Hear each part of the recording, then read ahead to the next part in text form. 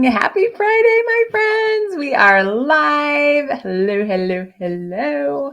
I got to keep this short because I've got 10 tips that I want to share with you when it comes to going back to school with small kids. Okay, so as you're hopping on, say hello, tell me where you're watching from, and share with me if you've got some young ones going back to school. I'm going to have a second and a fourth grader this year.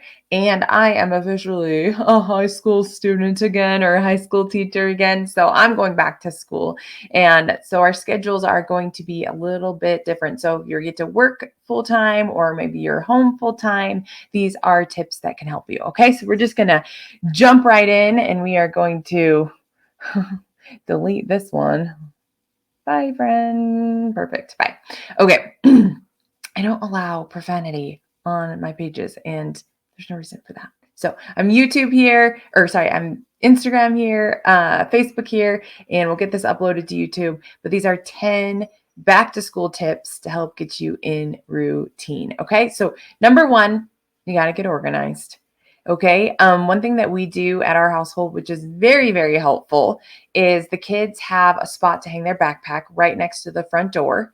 And it has their folder in there that they bring back and forth, and it has a water bottle and any other of the school supplies that they need. And so when they come home from school, the first thing that they do is go into the kitchen, and they have their after school snack. We empty out their backpack. We do any homework that they have. Then we put everything back in their backpacks. We fill up their water bottle, and then we put it all back by the front door. So it's really, really easy. I don't know about you, but what used to happen is that it's like, hey, time to go to school, and we can't find this, we can't find that. We're late to school. It causes stress, causes anxiety, and that's not the way that I want to send my kids off. So being really organized as far as where are you keeping their stuff, and what's their routine look like. Okay. And that actually brings me into number 2, is establish that routine. So like I said, that's what we do when they come home from school, is to make sure that their backpacks are done. The other thing is that at 7 a.m. or 6:45, depending on if Paisley wants her hair curled, we know that that is wake up time. So our routine is, okay, 7 a.m., mom's going to call up the stairs, or dad's going to call up the stairs. Hey, time to wake up, kids. And they get dressed while they're up there. If they can do their own hair, they do their own hair. Sometimes Paisley can, sometimes she can't, or she starts it and then I have to finish it. But then they come right down the stairs, and breakfast is ready for them, whether it's a bowl of cereal, whether it's some eggs and toast, whatever it is. They know that once they get ready, then breakfast is ready for them. And once they eat breakfast, sometimes it's quick, sometimes it's slow, then they can have some TV time before they go to school while they're waiting for the time to leave for the bus. And so really, like, our morning routine is just like wake up, get ready, eat breakfast, and then just chill till it's time to go. So it almost gives them an incentive. Hey, if I get up right when mom tells me to, and I get my hair done, and I eat breakfast very quickly, then I can watch some TV. So that's our morning routine. And then in the afternoon, when they get home, like I said, we go straight to the counter. We do their homework. They get an after school snack. Hey, quit yelling at me. They get an after school snack. And then, in the evenings, we've got soccer practice going on in the fall. We've got baseball in the spring. We've got basketball in the winter. And so usually it's like, get your homework done. We do reading. We sometimes I make them do extra homework if they weren't given any homework, because I'm that mom. And then we go to our evening activities, have dinner, and then it's to bed. So our evenings are just kind of crazy. Good morning. I see some of you guys hopping on. Okay. Number 3 is to create a study area. This is a really great thing that you can do for your kids, is allow them to like decorate or create their own like reading nook, or, we bought a communal desk upstairs in our loft. And so the kids have a fun place where they can do homework, or a fun place where they can read, where it's got a blanket or a little soft chair, some stuffies. Beckham even has a little iPod. If you guys, yeah, I still have an iPod. So he has this little iPod dock where he can play some music in his room. And having just this little homework nook makes it fun. It makes it their own personal place where they get to go and work on things. So they do their computer time there and those kinds of stuff. So create a study area is tip number 3.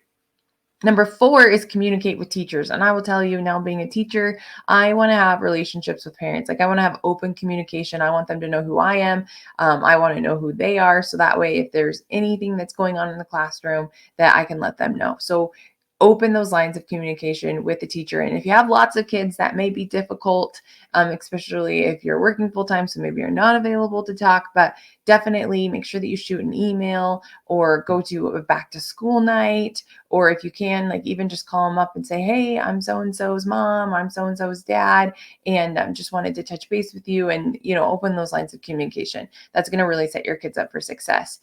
And number 5 is encourage independence. This is something that we did from the very beginning, but also I'm a helicopter mom. When Beckham was first going to school, I would always walk him to the bus stop and pick him up, walk him to the bus stop and pick him up. And then, I was able to do that because I was home full time. And then when he got into second grade, when Paisley was going to kindergarten, I would walk him to the bus stop, but then I'd let them walk home, walk them to the bus stop, but let them walk home on their own.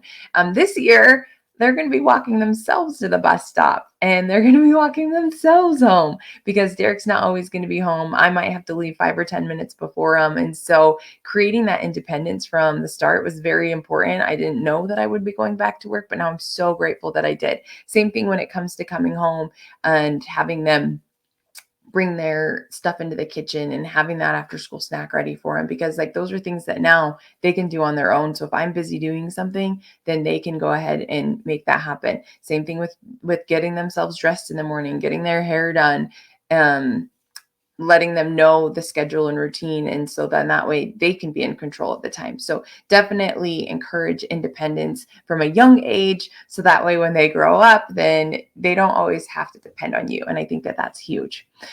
Tip number 6. This one is near and dear to my heart. Foster a love for learning. Okay, whether you loved school or hated school, it doesn't matter. What matters is that you help foster that love for learning at home.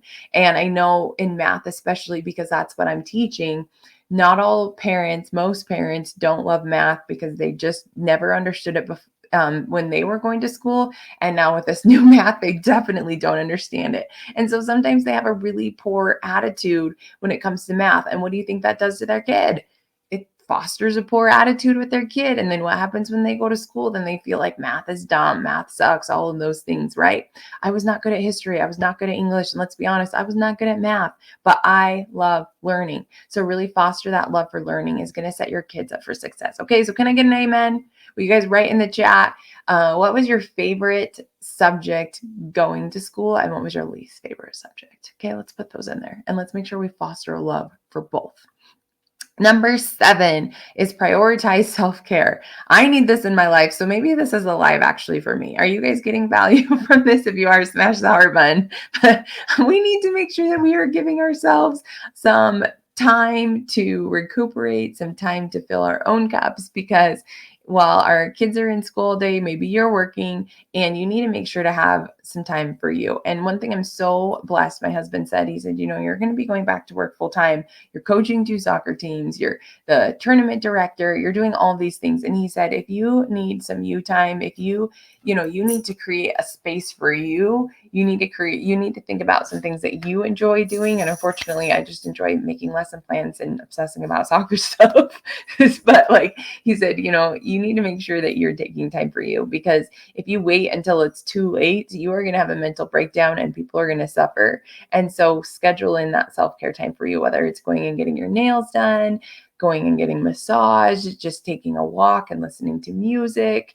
And then if you have a supportive spouse or somebody, like, ask them, like, hey, can you help me? Can you take some stuff off my plate and give yourself some extra time? Okay. So that's number 7, prioritizing self-care. Number 8 is stay involved. This kind of goes back to communicating with the teacher, but in what ways can you participate in classrooms? In which way can you participate in the sporting things that your kids are doing? How can you stay involved with what they're doing, where it's not just drop them off, leave them, even just asking them questions, being in contact with their coach and their teacher, like I said, and being aware what's going on. So then that way you can stay involved. And if you can volunteer for chaperoning, or being a field marshal, or being a little bit more involved in their sports activities or even in their classrooms. That's obviously encouraged if you can be involved that way. And I know not all can be, but be involved as much as you can.